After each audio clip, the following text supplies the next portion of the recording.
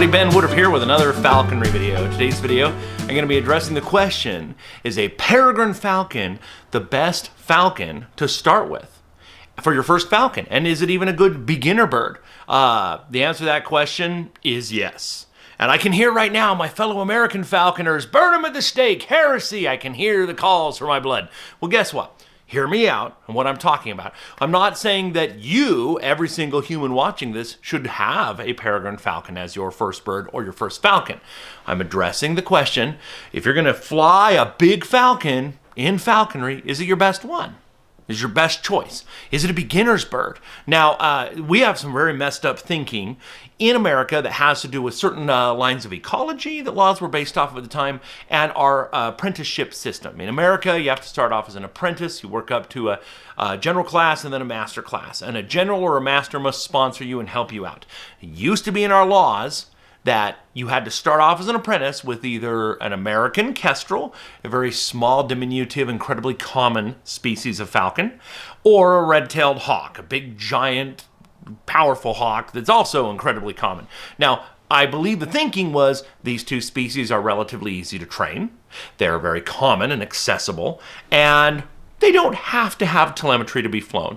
You can fly them without telemetry, and if you're being responsible, it's reasonable that you're not going to lose them. Where many other species, peregrines included, you need radio telemetry or GPS telemetry, or else at some point things are going to go very bad.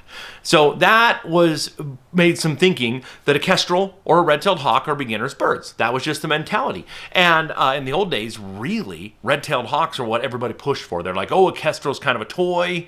Get a red-tailed hawk. It's a big bird, and eventually you're going to work your way up to falcons or a goshawk, and so that's a good big bird to teach you things. We had similar things in medieval Europe. A lot of times there was an attitude of, before you get a peregrine falcon, you should get a lanner.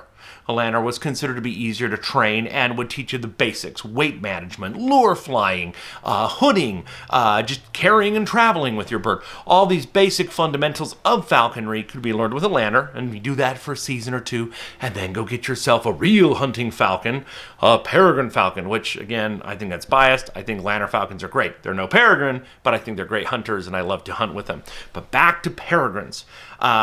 The problem is peregrine falcons, many of the subspecies, due to the pesticide DDT that was poisoning them and making some so their eggs wouldn't hatch, were classified as endangered regionally. And because of that, falconers for several decades did not have access to them from the wild, and getting a captive bred peregrine was very new, very rare, very expensive. And so people did not have access to them.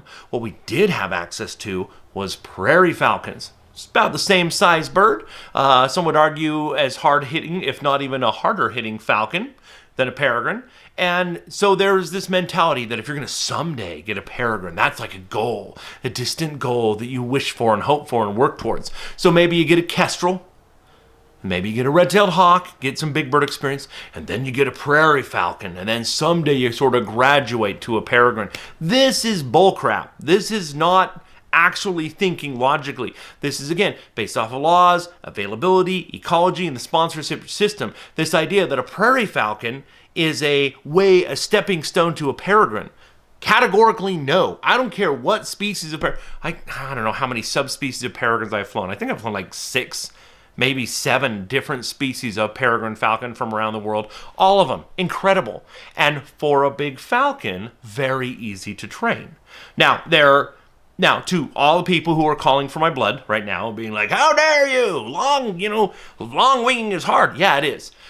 It is so much more of an art, so much more work and effort and finesse and troubleshooting to get a falcon, a large falcon of any kind, to leave your fist, go upwind, circle up thousands of feet, come back overhead, and wait and watch you or your dogs flush up a pheasant, a grouse, a duck, dive down hundreds of miles an hour, hit it, then circle back around, carry it to the ground, and you get over to it before an eagle kills your bird. To get all that scenario to work, in a line, is a lot of work. So just because I say a peregrine falcon is a great falcon to start with, does not mean I am saying that traditional proper longwinging with a big falcon is how you should start.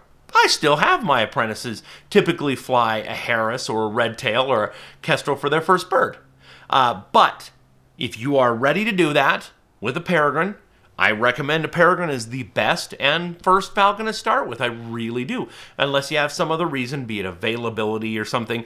If you're going to do it right, I have had, not me personally, but I know of apprentices, even here in Utah, once the laws loosened up, that flew a peregrine as their first bird. Their sponsor knew them well enough and said, yeah, this is somebody who's going to commit, do it right, and be under my supervision close enough that I know they're going to do it right. And they did. There's no reason a person should be intimidated by a peregrine falcon if you understand what you're getting into and you put the proper effort that you know you can and follow through and do it right. You have to get telemetry, you have to train him, all these things you got to do right. But I am telling you, peregrine falcons are arguably the easiest big falcon to fly. I know people who say lanners are easier. I have had a crapshoot with lanners. My lanners have either been easier to train than a peregrine or kind of crazy. Kind of like a prairie falcon and a coyote and a parrot. Their brain is like, you know, I don't know why. But across the board, I have never had a peregrine falcon of any subspecies that has not been incredibly easy to train, highly successful in hunting, very intuitive and sharp-minded and able to get things quickly. They're easy for a big falcon to fly. Again, compared to training a red-tailed hawk or a Harris hawk, they're hard. But as a big falcon, they are the easiest large falcon to fly, hunt, train, and have success and have them not wander off and self-hunt. Please, we need to get away from this 2 to 4 decades old antiquated idea that a prairie falcon is a stepping stone to a peregrine. Please, think of the opposite. Peregrine is a good falcon to understand, hey, what is longwinging? What does it really mean to fly a falcon from a pitch and have them stoop? What does that really mean? Peregrine is the best bird to do it. Once you know that, then try a lanner falcon, then try a prairie falcon, or if you really hate yourself, then try a gyr falcon.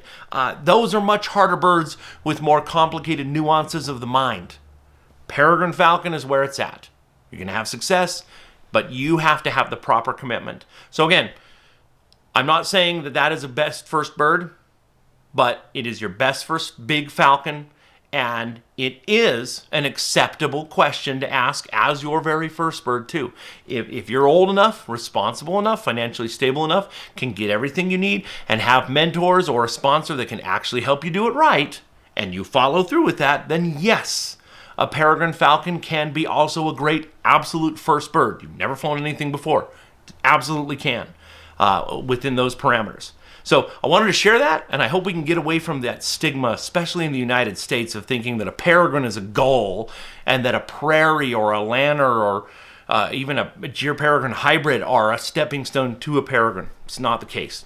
So love peregrines. I love your comments. Please let me know your thoughts, comments, ideas for future videos. If you haven't already, please hit subscribe. It does help me keep this channel up and going. And as always, happy hawking.